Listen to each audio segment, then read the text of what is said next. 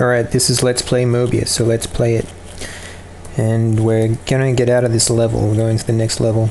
We've done everything we need to do here. And we're going across to this little island. This is where all the assassins have been hanging out. Now I'm going to show you something that's kind of cool. These assassins are going to try and shoot me with their shurikens. They don't realize they can't hit me, I'm behind a wall. But they're going to throw their shurikens at me. And if they happen to hit one of the other assassins, the one they hit's going to be killed.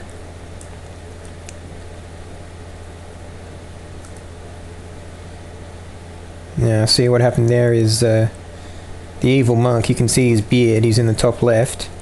He threw a fireball and it hit that assassin and it killed him.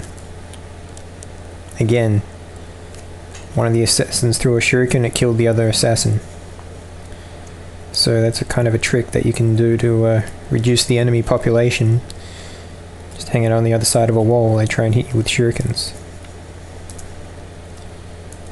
So I'm walking around trying to find a way through this wall. And I go through here. Just need to use my hammer. I can hit through here. Alright. Now I've got a powered up sword. Should be able to kill him in pretty much one hit. So I actually got this sword from when I killed the Overlord a while ago. And yeah, I'm going to leave the sword equipped rather than fight bare hands. Now let's have a look in this door. Alright, so this is the island, and there's the door to the next level at the top right of the screen. And there's a couple of chests on the left, and also there's a little bottle on the bottom right next to the wall, so I'm going to go pick those up before I leave the level. And then I'm going to go through the door.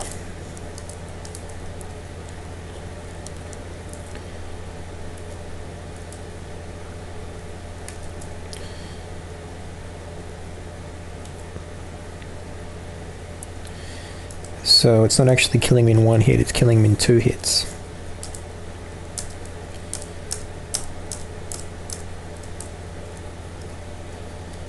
Even if you get the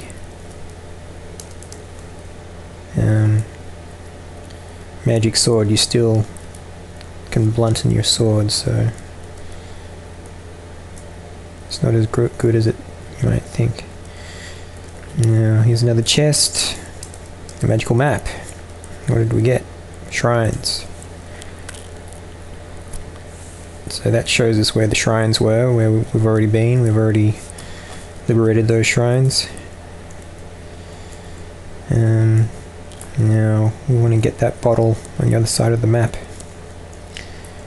And what I'm going to do now is I'm going to use magic. Because we haven't used magic yet. And there's 2 types of magic. One is where you're typing in a prayer as taught to you by a monk, and that's when you do utter prayer. Or you can also invoke magic using the artifacts. Each time you liberate a shrine you get a new artifact. Now you can see number 2, it's question marks. That's because I haven't actually divined the artifact yet. But number 1 I have divined, it's ventriloquism, and when you use an artifact magic you actually also have to consume one of your components which you get from the animals that you find in the levels. And so we've got 8 tiger teeth, 7 panda hair, and for the ventriloquism you have to use tiger teeth. Now since we're using ventriloquism, the enemies aren't going to attack me because I'm throwing my voice and they're tricked. And you can see while I'm using the magic my mind points have gone down, and they're still, going down as I'm playing. So when they go to 0,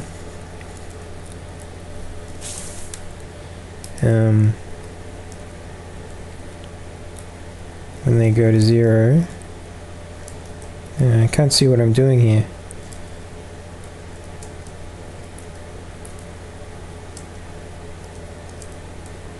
Alright, cool. He just brought my mind points right up back to full, so that means I've got plenty of more time for my ventriloquism magic.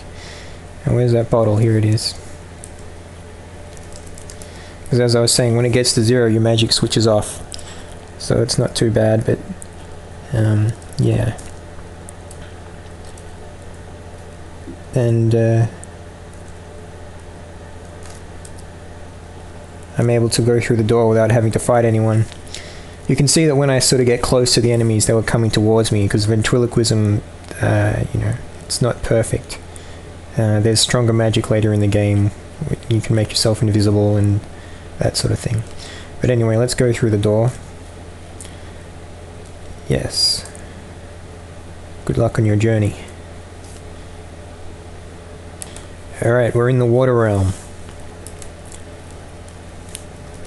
As you can see, we're surrounded by water, and at the top of the screen it doesn't say Earth anymore, it says water. We're in the water realm. And in the water realm, there's a different type of rock. See this rock? That rock was not on Earth.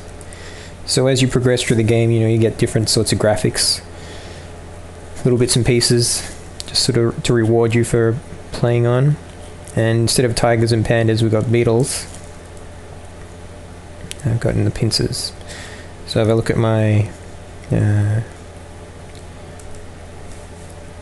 magic stuff, now see, now I have the beetle pincer. So that's for another sort of magic that you can use, which we don't have yet. We'll use that later on. And yeah, so we're surrounded by water in the water realm. In the water realm, you got to do swimming. You got a lot of swimming, and this is where the game's using its sort of element where there's the water current. So, you know, if you swim in the wrong direction, you can be pulled away by the current, and that's one thing with the beetles. There's a probability that they're going to bite you anyway, and as you can see, it took away half my life points, and it's made me sick. So when I'm sick, I'm going to have trouble talking to the other people in the level. Now let's just have a look at the map. You can, yeah, see the maps I got on Earth, I can carry forward to the water realm. So when you get a map, it's a good thing because they last you through the whole game. And you can see the island at the bottom right of the screen. That's where I am. It's a starting point, and there's the palace in the middle of the screen.